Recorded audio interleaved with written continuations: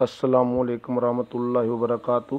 حضرت ابو ہریرہ رضی اللہ تعالیٰ عنہ فرماتے ہیں کہ دیہات کے رہنے والے ایک صاحب رسول اللہ صلی اللہ علیہ وآلہ وسلم کی خدمت میں حاضر ہوئے اور عرض کیا، یا رسول اللہ صلی اللہ علیہ وآلہ وسلم، مجھے کوئی ایسا عمل بتا دیجیے جس کے کرنے سے میں جنت میں داخل ہو جاؤں۔ آپ صلی اللہ علیہ وآلہ وسلم نے ارشاد فرمایا، اللہ تعالیٰ کی عبادت کیا کرو، کسی کو ان کا شریک نہ ٹھہراؤ، فرض نماز پڑھا کرو، فرض زکوٰۃ ادا کیا کرو اور رمضان کے روزے رکھا کرو۔ ان صاحب نے عرض کیا، اس ذات کی قسم جس کے قبضے میں میری جان ہے، جو اعمال آپ نے فرمائے ہیں ویسے ہی کروں گا، ان میں کوئی اضافہ نہیں کروں گا۔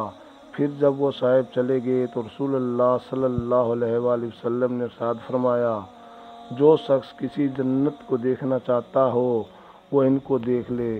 اللہ تعالیٰ ہمیں اس حدیث پر عمل کرنے کی توفیق عطا فرمائے، آمین ثم آمین۔